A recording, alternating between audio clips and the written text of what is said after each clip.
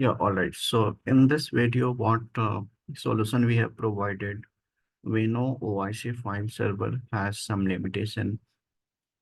We can use space up to 500 GB, and we can't extend and that limit. So what we need to do, we need to uh, automate some process where you can do the housekeeping as required. So in this solution, I we have set up some application which is keep checking the files, and if files are older than 2 months, we are moving to OCI buckets, and in the buckets we have taken subscription for archive buckets, so that is quite cheaper. So what we are doing, we have deployed this process, OIC process and a scripting process. This process will look the file, and if file is older than 2 months, 3 months, it will get the list. It will move to this bucket, and this bucket has some expiry time. Like for us, it is 6 months life cycle. You can configure whatever it is required. So what solution we have provided here before I can talk about this solution. I will I will just show you in SFTP what are the restriction here. So in SFTP probably we know we have home user and this is custom user. So if you can say /unit, it means that is custom users, and home user will start with /home.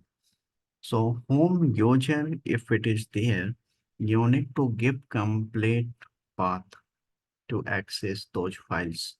But if it is custom user, if you can give a star here, it will look all the files, right? So this is one restriction. In our requirement, what client wanted, if we are picking file from Maxin, ensure it will go to Maxin bucket.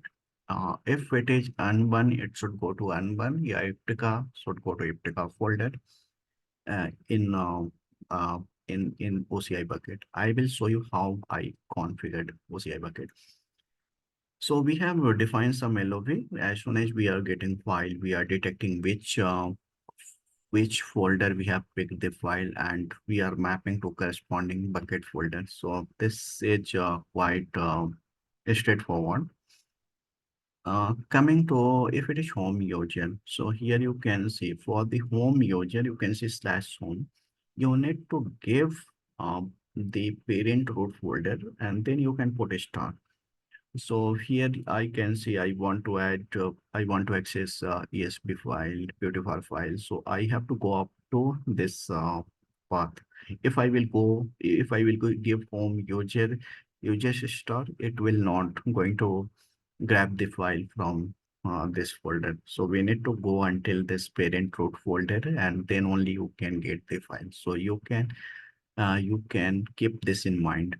So you can see for the Unity, I just given Unity home user /. So it is going to pick all the folders, all the folders. Like for us, we have set up all the sources folder within this Unity home user.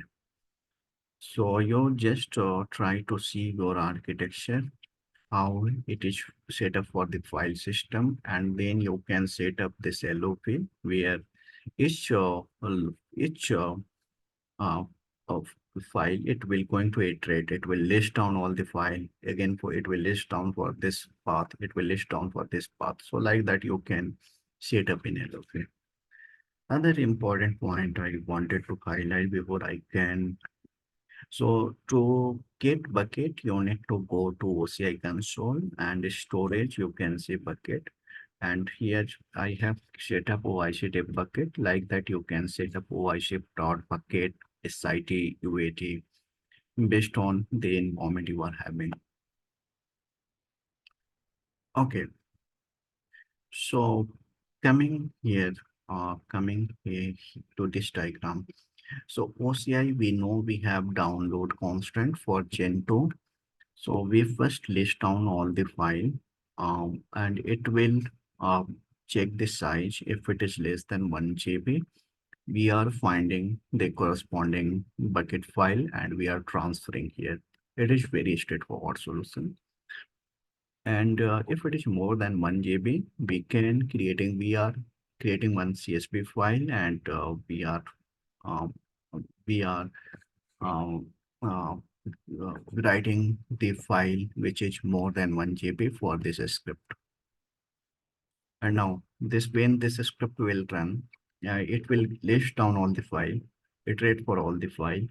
This part is uh, very interesting, and you should know. We are chunking the file, and in bucket, they have given one API that is multi-part. So if you are calling multi-part, you can split up the file in many chunks, and then you can upload it. So when you are uploading, you're gonna get the upload ID, and once your chunk upload, all the chunks are uploaded, you can commit at last. And once all done, you can remove this file. So this architecture, architecture we have designed for OCI SFTP file purging, and that we have deployed the solution in prod, and that is up and running without any issue. So this piece of code is very interesting. You need to put little more efforts here, like how you can chunk in Python script, how you can talk to this REST API, that is multi-part, how you will get upload ID. All those things are very interesting. But that is new for most of the people, because this part I know many people might be knowing, but this part you need to do little efforts to make this happen. And so here you can see this is my bucket, OIC bucket. You can similarly set up OIC prod bucket. And this mini folder I set up because this client said we need like this. So we have set up retention policy, like as soon as file will be placed here, how long we can retain this file. So right now it is 180, 6 months they wanted. So we kept 6 months. You can change it as your as per your need. So here, just to find out corresponding bucket folder. And here you can see, like, I have uploaded some files, and here this is interesting. Like you can search any of the file. Like here I'm searching some file. So that was uploaded on 22 Jan 2024.